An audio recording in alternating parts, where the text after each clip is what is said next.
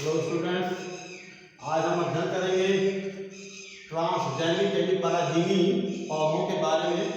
तो ट्रांसजेनिक पौधे क्या होते हैं? वे पौधे जिसमें किसी दूसरे जीव के जीन का स्थानांतरण कराया गया हो। वे पौधे जिसमें किसी दूसरे जीव के जीन का स्थानांतरण कराया गया हो पराजीवी पौधा या ट्रांसजेनिक पौधा कहलाते हैं। जैसे बीटी कपास,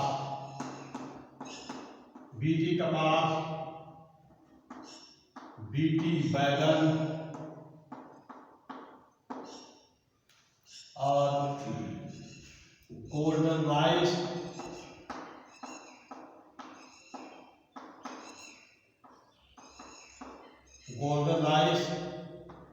सुपर पोटैटो,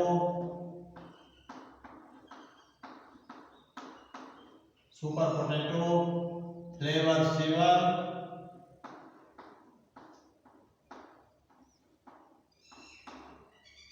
ये सब जो है पराजीवी पौधे हैं। तो पराजीवी पौधे जो है ये प्राकृतिक रूप से, ये इनका उद्भव प्राकृतिक रूप से नहीं हुआ है, बल्कि इन पौधों का विकास मानव द्वारा आधुनिक तकनीक के उपयोग से किया गया है। यानी किसी पौधे में किसी दूसरे जीव के उपयोगी जीन को स्थानांतरित करा करके वह गुण उस पौधे में भी उत्पन्न किया जा सकता है। तो इस प्रकार से जो पौधों का विकास किया जाता है उन्हें पराजीवी पौधा या ट्रांसजेनिक पौधा कहते हैं। हमने आपको पहले भी बताया था कि सजीवों के जो भी गुण होते हैं, जो भी लक्षण होते हैं, वे सभी जीनों द्वारा नियंत्रित होते हैं। यानी कोई भी लक्षण है, अगर किसी लक्षण को नियंत्रित करने वाले जीन को किसी दूसरे जीव में सफलतापूर्वक स्थानांतरित करा दिया जाए तो वह गुण उस जीव में भी उत्पन्न हो जाता है। उदाहरण के लिए जैसे हम बीटी कपास को लेते हैं। अब देखिए बीटी कपास क्या है? बीटी कपास की एक पराजीवी प्रजाति है। इसका विकास कैसे किया गया भाई? तो एक जीवाणु है जिसका नाम है बैसिलस thuringiensis।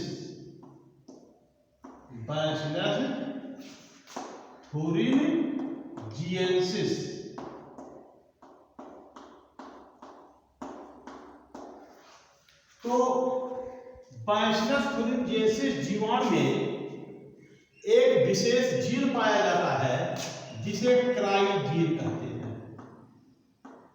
कौन सा जीन? क्राइजीन कहा जाता है। क्राइजीन द्वारा एक क्राई प्रोटीन का निर्माण किया जाता है। क्राइजीन द्वारा क्राई प्रोटीन का निर्माण किया जाता है। इस क्राई प्रोटीन को अगर कोई कीट खा लेता है तो कीट की मृत्यु हो जाती है। यानी बैसिलस thuringiensis एक जीवाणु है, उस जीवाणु में एक जीन पाया जाता है जिसे क्राइजीन कहते हैं। क्राइजीन द्वारा क्राई प्रोटीन का निर्माण किया जाता है। इस क्राई प्रोटीन को अगर कोई कीट खाता है तो उस कीट की मृत्यु हो जाती है। यानी क्राई प्रोटीन क्या है? क्राई प्रोटीन जो है एक कीट विष हो गया भाई। क्राई प्रोटीन एक कीट विष का काम कर रहा है। अब वैज्ञानिकों ने क्या किया कि इस बैसिलस thuringiensis जीवाणु के क्राइजीन को निकाल दिया और जीन अभियांत्रिकी तकनीक द्वारा इस जीन का स्थानांतरण जो है कपास के पौधों में कर दिया। सफलतापूर्वक कपास के पौधे में क्राइजीन का स्थानांतरण करा दिया। अब जब क्राइजीन कपास के पौधे में पहुंच गया तो कपास के पौधे में ये जीन क्राई प्रोटीन का निर्माण करने लगेगा। अब कपास के डोडो को अगर जो बॉलवर्म खाता है, कीट है, तो वो किल कर जाता है, यानी कि वो मर जाएगा। इसका मतलब कपास जो है बॉलवर्म के प्रति प्रतिरोधी हो गया। तो अब ये कपास जो है इसे बीटी कपास नाम दे दिया गया। बीटी माने बी माने बैसिलस और टी जो है थुरिंजिएंसिस। तो टी उसकी जाति है। आप जानते हैं कि वंश को कैपिटल अक्षर में, वंश के प्रथम अक्षर को कैपिटल लेटर में और जात के सभी अक्षर को स्मॉल लेटर में लिखा जाता है। तो स्मॉल टी हो गया, इसको बीटी कपास कहा गया।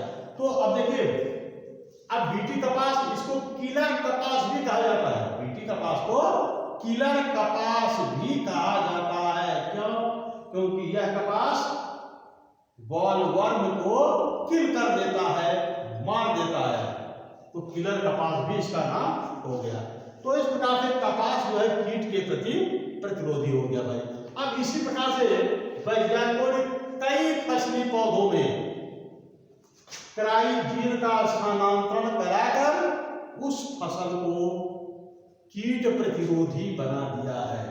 ऐसे में अब कपास या फसलों में कीटनाशियों का छिड़काव करने की आवश्यकता नहीं है। इससे पर्यावरण भी दूषित होने से बचा और किसान का श्रम और पैसा भी बच जाता है। तो ये हो गया बीटी कपास। अब बीटी पौधा पूछ लिया जाए कि बीटी पौधे क्या होते हैं, तो बीटी पौधे क्या बताओगे? बीटी पौधे क्या होते हैं? यानी वे पौधे जिसमें बैसिलस थुरिंजिएंसिस जीवाणु के क्राइजीन का स्थानांतरण कराया गया हो। वे पौधे जिसमें बैसिलस थुरिंजिएंसिस जीवाणु के क्राइजीन का स्थानांतरण कराया गया हो, बीटी पौधा कहलाते हैं। बीटी पौधे कीट प्रतिरोधी होते हैं। क्वेश्चन पूछ ले, किसी एक कीट प्रतिरोधी पौधे का नाम बताइए, तो आप बीटी कपास, बीटी बैगन आदि का नाम आप लिख सकते हैं। बीटी मक्का, मक्का का भी नाम आप लिख सकते हैं। तो ये हो गया भाई बीटी पौधा यानी बीटी कपास या बीटी बैगन के बारे में। अब देखिए, अब इसमें बैसिलस जीवाणु का जीन स्थानांतरित करा दिया गया, तो क्या हो गया? पराजीवी, यानी वह जीव जिसमें दूसरे जीव का जीन स्थानांतरण कराया गया हो, पराजीवी जीव कहलाता है। और पौधा है तो पराजीवी पौधा कहलाता है। अब आगे अगला है गोल्डन राइस है। तो गोल्डन राइस भाई देखो, गोल्डन राइस के बारे में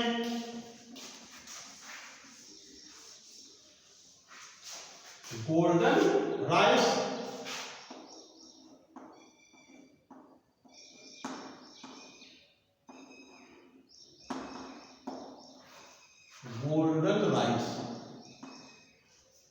गोल्डन राइस जो है यह चावल की एक पराजीवी प्रजाति है। गोल्डन राइस ये चावल की एक पराजीवी प्रजाति है।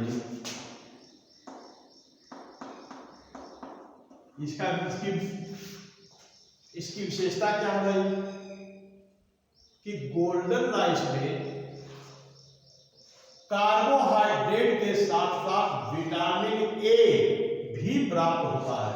अगर गोल्डन राइस आप खाओगे तो इसमें आपको कार्बोहाइड्रेट माने मतलब स्टार्च, कार्बोहाइड्रेट कौन सा कार्बोहाइड्रेट? मुख्य रूप से स्टार्च होता है इसमें, ठीक है।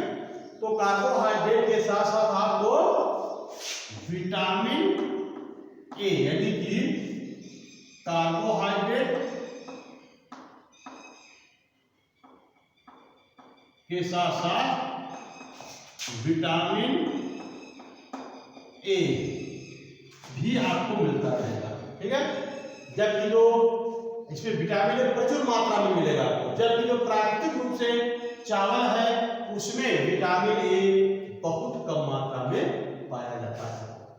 तो अब ये क्या हो गया? ये भी एक पराजीवी प्रजाति होगी। अब इसका विकास कैसे किया गया है? गोल्डन राइस का विकास कैसे किया गया? तो गोल्डन राइस के विकास के लिए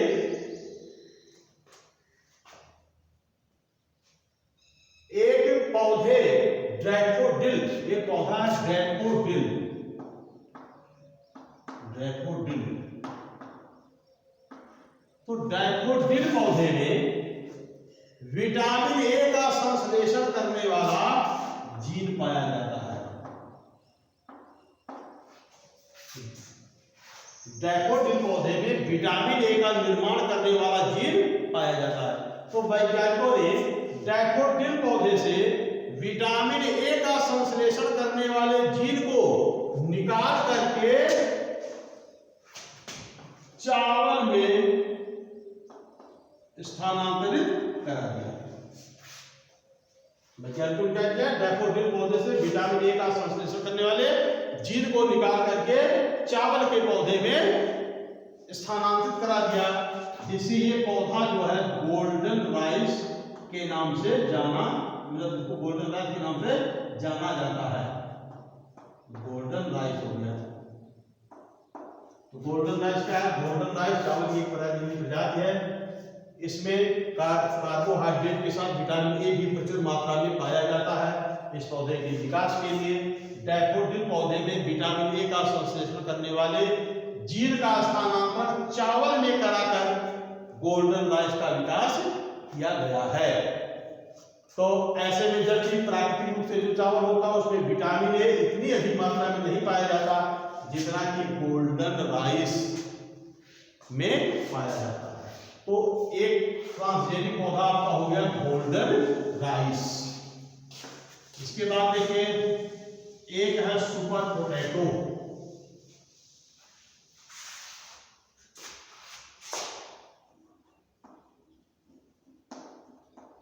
सुपर पोटैटो,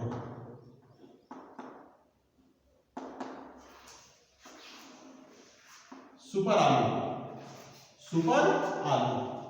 तो सुपर पोटैटो क्या है? तो देखेंगे सुपर पोटैटो यह आलू की एक पराजीवी प्रजाति है।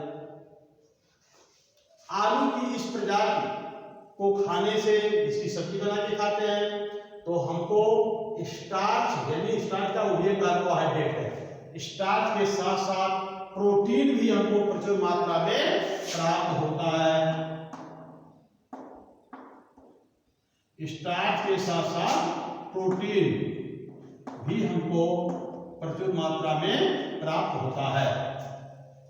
अब देखिए ऐसे भी क्वेश्चन पूछा जा सकता है कि उस पौधे का नाम बताए, आलू की प्रजाति का नाम बताइए जिसमें स्टार्च के साथ साथ प्रोटीन भी प्रचुर मात्रा में पाया जाता है। या ऐसा क्वेश्चन पूछ ले कि चावल की प्रजाति का नाम बताइए जिसमें कार्बोहाइड्रेट के साथ साथ विटामिन ए भी प्रचुर मात्रा में पाया जाता है। देखिए आंसर दे करके प्रश्न पूछ ले या प्रश्न दे करके आंसर पूछ ले, गोल्डन राइस क्या है, ऐसा क्वेश्चन हो सकता है।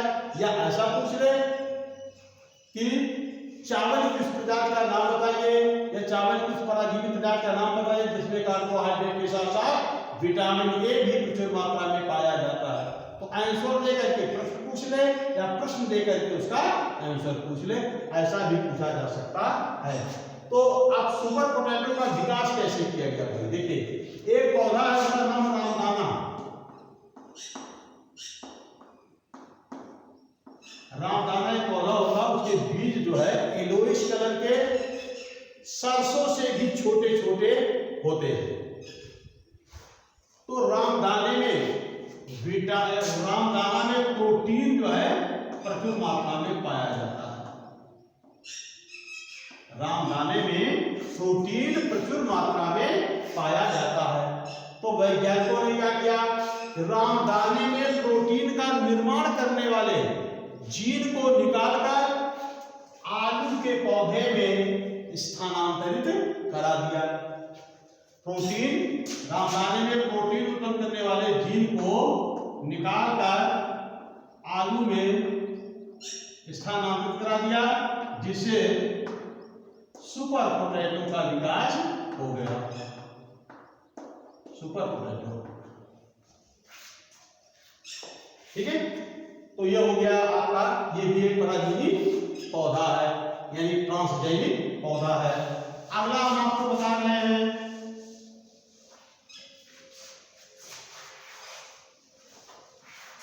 नेक्स्ट है फ्लेवर सेवर।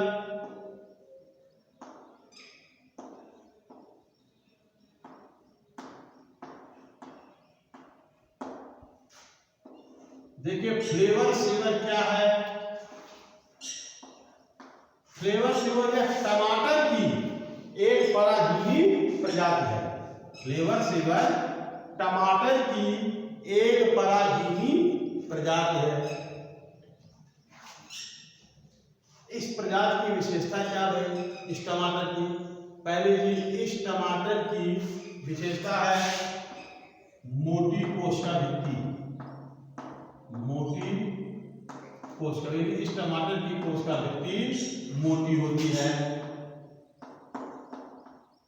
जिसके कारण इसे अगर दीवार पर सामान्य रूप से मारा जाए तो यह गेंद की तरह उछलता है। दूसरा, ये अन्य टमाटर के अपेक्षा ज्यादा स्वादिष्ट होता है, स्वादिष्ट ज्यादा होता है। तीसरा क्या है, यह जल्दी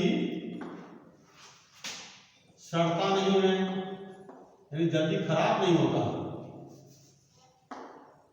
भाई सर, बाकी टमाटर को जहां पर रख देते हैं तो वो कुछ ही दिनों में खराब हो जाता है, लेकिन अगर फ्लेवर सेवर है तो वो जल्दी खराब नहीं होता है।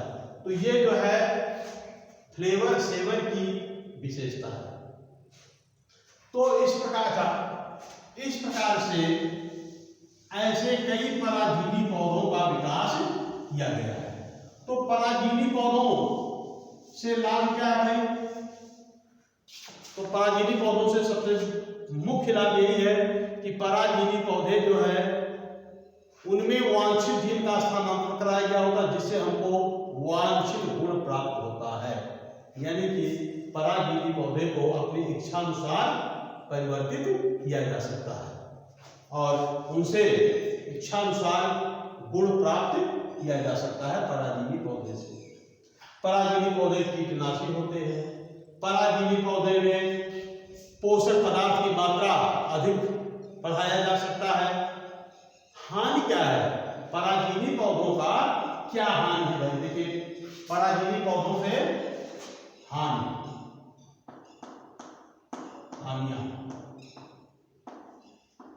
तो पराजीवी पौधों से हानि क्या है कि पराजीवी पौधे जो होते हैं ये इनको खाने से कोई कीट जो है, हालांकि कीट तो मर जाते हैं, लेकिन अगर कम मात्रा में कोई कीट, बड़ा कीट है, कम मात्रा में खाता जाता है तो उसके अंदर जो है इस विष के प्रति प्रतिरोधकता उत्पन्न हो जाती है, सुपर कीट बन सकता है। और इन पौधों की पत्तियां जमीन में गिरती हैं और जमीन पे गिरने के बाद ये मृदा को भी दूषित कर सकती हैं। अगला पॉइंट, कुछ खाद्य फसलों में भी